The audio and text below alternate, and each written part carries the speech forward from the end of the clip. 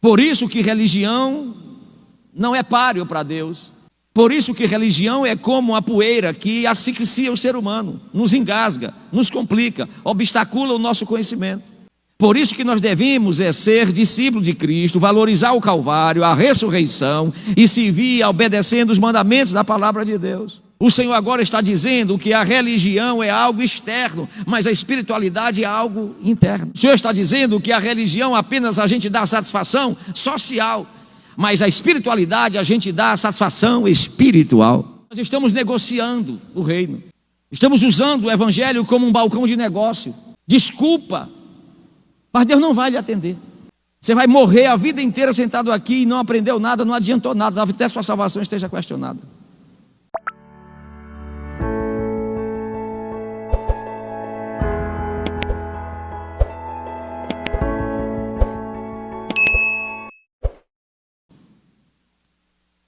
E a reforma foi necessária porque nós estávamos assim, relapsos, negligentes.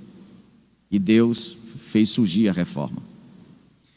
E a reforma começou com esse versículo que eu vou ler para vocês hoje. Romanos capítulo 1, versículo 16 e 17. Que diz assim, Romanos 16, 17. Diz Paulo, e Lutero se converteu dentro do Império Romano como monge, lendo estes dois versículos. Não vou me envergonhar do Evangelho, porque o Evangelho é poder de Deus para a salvação de todo aquele que crê. Aí Paulo faz uma crítica ao judeu, dizendo, primeiro de vocês, já que vocês são os filhos da promessa, a nação eleita, escolhida. Aí ele diz, mas também não mais só de vocês, também do grego. Aí ele diz o que é o Evangelho. Romanos 17, versículo diz, porque é neste Evangelho que ocorre a revelação de fé em fé, chamado de justiça de Deus, porque a dimensão espiritual, a relação Criador-criatura, passa por este viés, por este saber, que diz, o justo viverá da fé. Senhor, nesta noite maravilhosa, fala conosco, ensina-nos e que venhamos abrir o nosso coração para aprender, para entender a Tua vontade. Em nome de Jesus. Amém. E é interessante que quando nós não temos a verdadeira percepção da dimensão espiritual, da relação Criador-criatura, as coisas acontecem ao nosso redor e a gente não vê. E é por esta razão que nós pecamos, é por esta razão que nós nos complicamos, é por esta razão que nós não crescemos. Estamos desconectados, estamos desligados.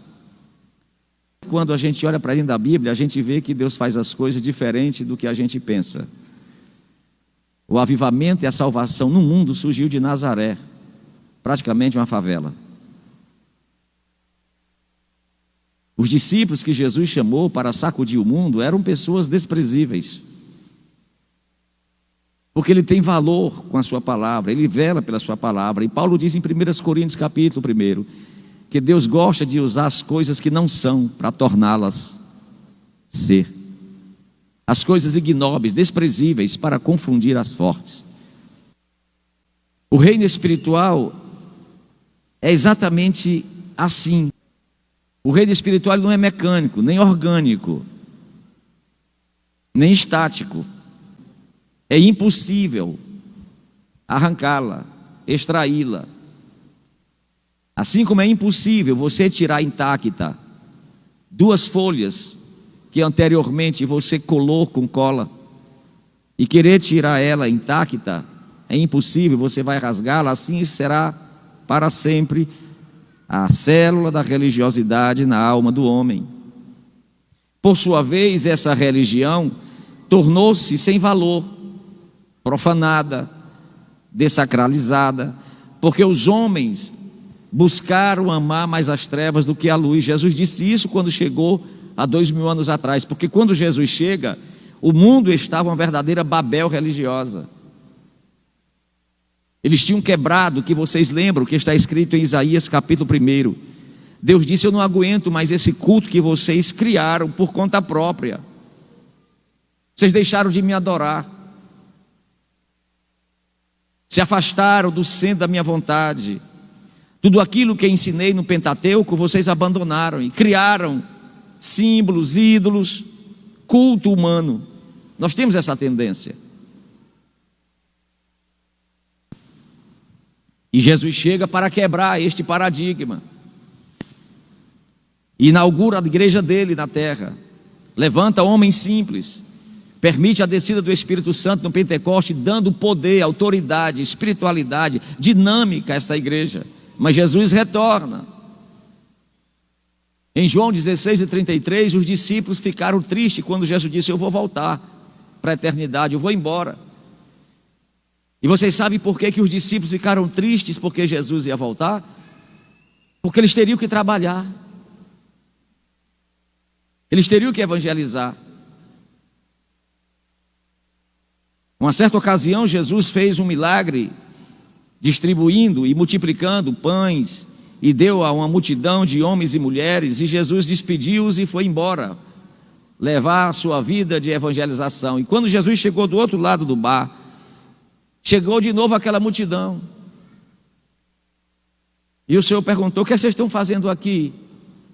E eles disseram: é bom demais te seguir, nós viemos para te ouvir novamente. A repreensão de Jesus em São João capítulo 6 é: vocês não vieram para ouvir a palavra que permanece, vocês estão atrás de mim pelo pão que perece. E disse: olhai por vós mesmos, a ceifa está chegando. Metaforicamente, Jesus estava dizendo: o juízo vai chegar. Procurem engordar suas vidas, procurem selar suas vidas com a espiritualidade, procurem zelar, guardar, proteger, descobrir, crescer espiritualmente. Porque nós somos tendenciosos ao ócio, à omissão, à inércia, espiritualmente falando. Interessante é que quando Jesus disse que os homens não vêm para a luz porque as suas obras são más, põe aí João 3,19, ele faz desta sua fala uma lei, que a Bíblia é uma lei espiritual, e ele diz: o julgamento é este, que a luz, que é Cristo, que é o Evangelho, que é a dimensão espiritual, veio ao mundo, só que os homens amaram mais as trevas que a luz, porque a sua produção comportamental é má. O que é que impede nós estarmos servindo a Deus, mesmo sendo seres sociáveis? É a não capacidade de fazer a divisão, a separação entre o ser social e o ser espiritual. E essa incapacidade de fazermos esta separação entre o que é espiritual e o que é material é pela ausência do conhecimento. Por isso Jesus disse em João 8,32: se você conhecer a verdade, você será livre. É a verdade que nos capacita, é a verdade que nos equilibra, é a verdade que nos dá maturidade, é a verdade que nos dá percepção de comportamentalmente viver no reino espiritual. O reino espiritual não veio para nos proibir, veio para nos libertar. O reino espiritual não veio para nos escravizar, veio para nos libertar. O reino espiritual não veio para podar nossos direitos, não. Veio foi nos dar capacidade de sabermos como se comportar na terra. E Jesus disse isso, que os homens não vêm para a luz para que as suas obras não sejam reprovadas. Isto é, os interesses materiais, sensuais, imorais, malignos, ímpios, iníquos, se apossaram desse mecanismo espiritual que faz parte da alma humana. E uma vez explorados, mantinham os poderosos na vanguarda e no protagonismo do poder da civilização. Por isso que quebraram a espiritualidade. Por isso que usaram a religião, que tem como tema religar o homem a Deus, e quebraram o religar, e apenas disseram: religião é uma forma da gente dar satisfação a nós mesmos, a nossa consciência, de que tudo está bem. Por isso que religião não é páreo para Deus. Por isso que religião é como a poeira que asfixia o ser humano, nos engasga, nos complica, obstacula o nosso conhecimento. Por isso que nós devemos ser discípulos de Cristo, valorizar o Calvário, a ressurreição e servir obedecendo os mandamentos da palavra de Deus. Não os mandamentos da tradição religiosa lá com Moisés, mas a graça salvadora da cruz do Calvário. Quando Cristo diz: agora vinde a mim todos que estáis cansados e oprimidos. Quando Cristo diz: eu sou o caminho, a verdade e a vida. Quando Cristo diz: eu sou a água, quem beber da água que eu der nunca mais terá sede. Isto é graça salvadora. O Senhor agora está dizendo que a religião é algo externo, mas a espiritualidade é algo interno. O Senhor está dizendo que a religião apenas a gente dá satisfação social, mas a espiritualidade a gente dá satisfação espiritual. Glorificado seja para sempre o nome do Senhor. Nós precisamos entender estes parâmetros. E daí os homens usaram a religiosidade para manter escravo as pessoas. Estão nos escravizando e nos levando à perdição, enquanto o evangelho é vida. Eles não entenderam, os homens não entenderam a descida de Cristo. Põe aí João 18:36, para vocês verem como eles não entenderam o que Cristo veio fazer aqui. Para vocês verem como os homens só pensam aqui de baixo, só pensam do lado material. Olha o que Jesus disse. Jesus respondeu e disse para os judeus: o meu reino não é deste mundo, e se o meu reino fosse deste mundo, pelejaria os meus servos para que eu não fosse entregue aos judeus. Entretanto, o meu reino não é daqui. Jesus está dizendo: se eu chegasse aqui como um político, vocês jamais me matariam. Se eu chegasse aqui para fazer a independência de judeus e romanos e gregos, vocês jamais me entregariam para ser punido e julgado. Porque vocês só pensam nas coisas da terra. Vocês são inclinados, voltados para as coisas de baixo. Eu estou trazendo é o reino de Deus. Venha a nós o teu reino, seja feita a tua vontade, assim na terra como no céu. Dependendo da minha espiritualidade, o pão nosso de cada dia nos dá hoje. E pelo meu comportamento de estar nessa espiritualidade, eu perdoo o meu irmão, e como eu perdoo o meu irmão, tu me perdoas. É uma relação vertical. É um novo homem. É um novo homem. Efésios capítulo 2, versículo 1, Paulo diz: nós estávamos mortos religiosamente no pecado, e Ele nos vivificou, Ele nos transformou, Ele nos deu vida. Aí ele diz em Colossenses capítulo 3: então se você estava morto no pecado e ressuscitou, agora busque as coisas desse reino, onde Cristo está sentado à direita de Deus. Não só busque conquistar, ir atrás, mas pensem, isto é, ponham no seu entendimento, na sua intelectualidade. Pelo amor de Deus, saia deste mecanismo, saia desse estado cristalizado da religiosidade. A vida espiritual é por fé, isto é, capacidade de perceber o que eu não estou vendo, mas pela fé eu entendo que existe, que há e vai chegar. E Jesus disse exatamente isto: nós estamos nos distanciando da luz, porque a luz inquieta-nos. Nós estamos amando as trevas também. Nós estamos religiosamente falidos. Mas ele vem traduzido ou produzindo dentro de nós comportamentos. Cadê esse reino? Um reino que gera paz, um reino que gera união, um reino que gera felicidade, alegria, compromisso, responsabilidade. Cadê esse reino?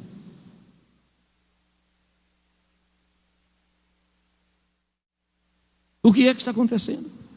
Que os nossos filhos estão se matando, estão se dilacerando, não respeita mais pai, não respeita mais mãe. Claro que não respeita o pastor, não respeita a igreja, não ama a obra.